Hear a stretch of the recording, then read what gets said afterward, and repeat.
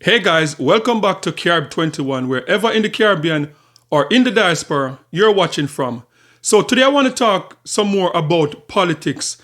As I said in some of the video that I posted earlier this week, is that now we are in the political season, election season 2025. We are seeing some of the islands in the Caribbean that will be having some critical election that, in my opinion, will shape the Caribbean, the future of the Caribbean going forward for the next 10 to 15 years.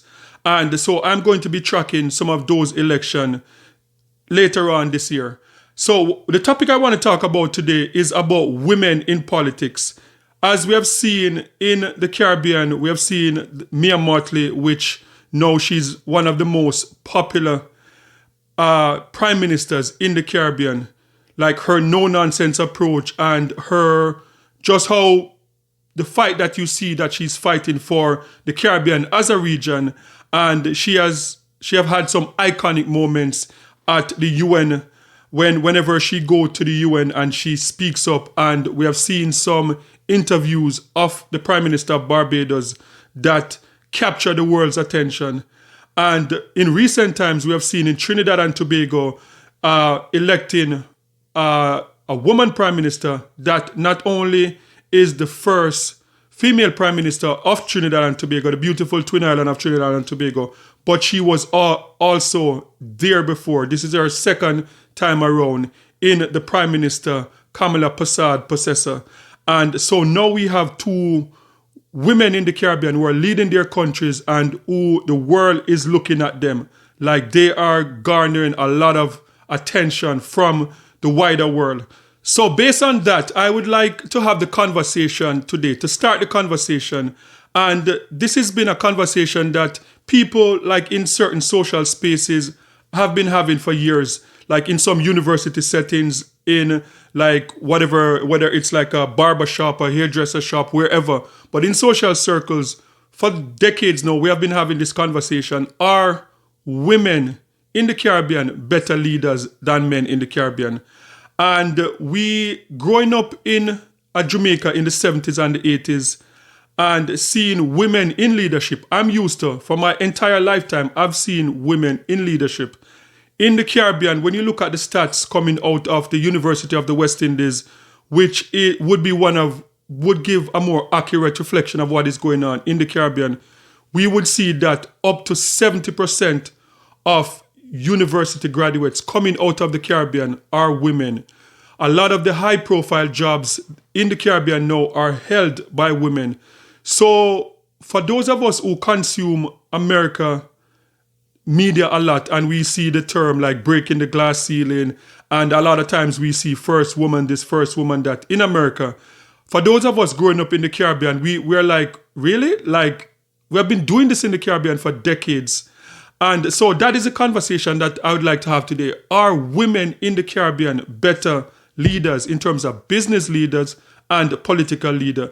So we go back in history and we saw the first prime minister in the Caribbean, which was Eugene Charles. She was elected in the beautiful island of Dominica in 1980. She served from July 21st, 1980 to June 14, 1995. So she is the most successful, one of the most successful prime ministers in the Caribbean that we have seen in terms of the length of stay in the Caribbean and what she was able to achieve. After that, we saw Portia Simpson Miller from Jamaica becoming a leader, the first Jamaican woman to have ever held a position as prime minister. We saw Mia Mottley, Barbados, and then we saw Kamala Persad possessor of the beautiful twin island of Trinidad and Tobago. So we've had some leaders, some woman leaders in the Caribbean, and the argument is that are women better in leadership in terms of business, in terms of politics? And there's some key points that I would like to pay attention to when this argument comes up about the traits that women would carry that would give them an advantage in terms of leadership. And for the purpose of this video, I'll focus on education, number one, healthcare, number two, and the finances of our Caribbean islands. And those three key points are most time when we have the argument, people would use those points to say that, look, women, because of the nurturing nature of women running the house, managing the house, managing the finances of the house, making sure the kids get educated. Like we have seen some, like even my personal life and growing up in Jamaica, like I've seen like women, like single mothers, a lot of the times would take like 5-6 kids on a minimum wage and put them through university or college, which like now being an adult, to me, that is like almost an impossible task. But women in the past have done that. So these are some traits that people that have this argument say that, look, because of these traits of women, it would make them better leaders, political leaders in the Caribbean. So sound off in the comment section and let me know your thoughts so far. Do you think that there's enough data out there to prove that women in politics in the Caribbean could be better, could run the Caribbean islands better than what a lot of men have done so far? Let me know in the comment section. Okay, so first, let's talk about finances. So there's a notion out there that in terms of financing and running a country, that women make better decisions in those cases. And there's an old African saying that you give a man money and he takes care of his family. You give a woman the same money and she'll take care of her village. That's an old African saying that women are better with money. Women, in terms of women, make better financial decisions. And people believe that that type of trait translate in politics much better than men in politics. There's another argument about when we talk about finances, in particular the Caribbean, and the argument about the corruption that we have seen like across the Caribbean for decades since the 1960s, when most of the Caribbean islands started getting independent coming into 2025. And there are people that are of the belief that, look, with more women in politics, more women in high leadership position in politics, the possibility of less corruption is a real thing. Like men are more corrupt when it comes down to finances in politics. Do you believe that? Sound off in the comment section and let me know your thoughts on that one. Do you think women make better financial decisions when running in terms of corporate space, running a business? And also, do you think that that would translate in politics? Would more women leaders in the Caribbean equal less corruption? Sound off in the comment section and let me know your thoughts on that. Okay, so number two, let's talk about healthcare. So healthcare, there's a belief that, okay, we know that women are nurturers. Women bear the kids and they have this nurturing thing about them. Women are the one, like even in a household where, there's a mother and a father, like the women are normally the ones that are the nurturer. Men are more disciplinarian. And like in terms of roles in family, you would see women take on more of a nurturing. In the Caribbean for decades, women, you barely see like men going into nursing in the Caribbean.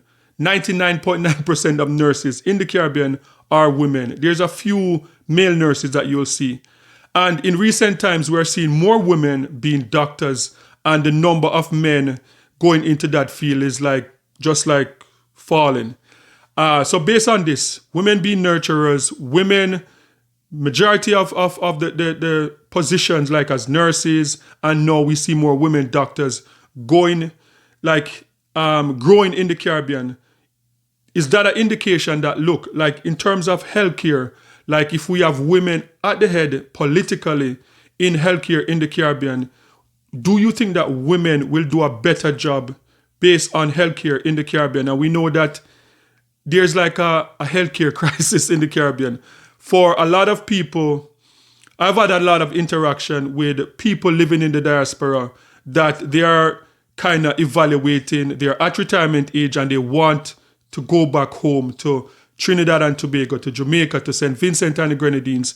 And when they do their checklist, one of the main thing on the checklist is healthcare, and that is always like the deciding factor for most of the time between healthcare and between like crime and violence in the Caribbean.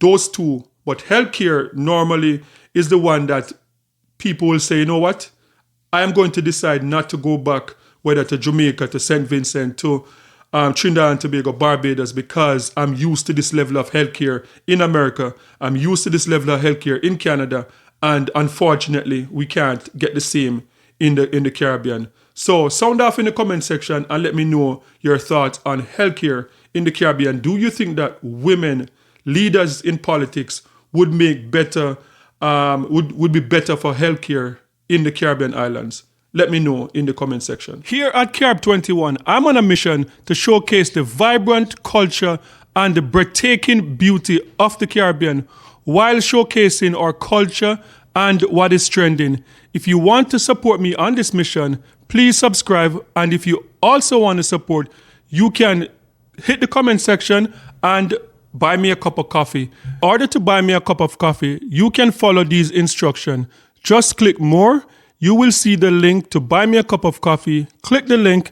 You can purchase 1 or 2 cups of coffee and you'll be helping me to fulfill this mission. Thank you. Okay, and the third and final one is education. Education. And again, this is the argument with when you compare men versus women, and we look in the Caribbean and we see majority of the teachers in the system in the Caribbean are women. There was a time in the Caribbean where there were more male teachers, but unfortunately that is also falling, rapidly falling. So we see a lot more women teachers in the Caribbean. Same thing, people argue that the traits like being nurturing, being able to, being a mother and that motherly love that you could pass on to your class. You know, we see teachers that have to take money out of their own purses to, whether a child is hungry, would come to school hungry, and a teacher would just, that nurturing, empathetic part of her nature, she would be like, oh my gosh, like I can't have this child going hungry, and she would take money out of her purse and make sure that that child is fed. And extracurricular activities at school, we see a lot of women teachers go the extra mile, most times without even being compensated for the extra things that they do.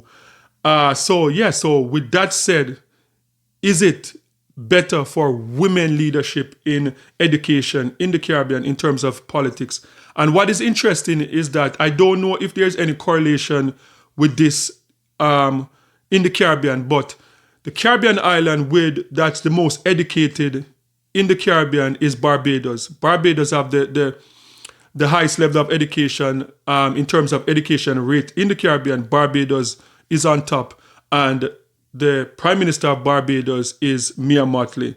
So I don't know if that has anything to do with this, if Barbados was always like on top in terms of education, but this is just what is out there. So guys, sound off in the comment section and let me know your thoughts on this.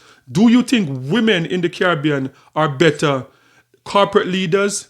And do you think that they would make better political leaders? Should we have more women in the Caribbean putting themselves in a position to be prime ministers, minister of education, minister of finances? Do we need more women leader in the Caribbean? And one of the things that I've seen over the past years too, which I have to give the credit to the Prime Minister of Jamaica, Dr. Andrew Holness, is that he made a pledge to have his cabinet like almost like 50-50. We have seen, that is one of the first time we have seen in Jamaica where there are almost the same amount of women that makes up a cabinet as men. So that, you have to give the Prime Minister credit for that. So sound off in the comment section and let me know your thoughts. Do you believe that women are better leaders in terms of politics? And I know there are trolls in every video that I do, there are trolls, and that there are people that they're going to say that, look, women should not lead men, and that's not the way the Bible set things up, and that's not how it should be. And I know that those people are going to come, but I'm saying, like, if you're one of those people, one of those men out there that's going to come into the comment section and say women should not lead, women should not do this, make sure, I'm looking at you, make sure you don't have a single baby mother running around that you got impregnated and leave her to take care of our kids by ourselves. If you're going to come and say women should not be leaders, you should be married, you should be your woman should be well taken care of, and your kids, you should be that man in the Bible that God talks about, the man that loves his wife the way Christ loved the church, and the man that protects and provides for his kids. So do not come in the comment section and say women should not be leaders if you are not the type of man that would make sure that your woman don't have to do things on her own. So I just want to put that out there. So guys, sound off in the comment section and let me know your thoughts on this one. And don't forget to like, share, and subscribe for more amazing content. And remember, peace. I'm out.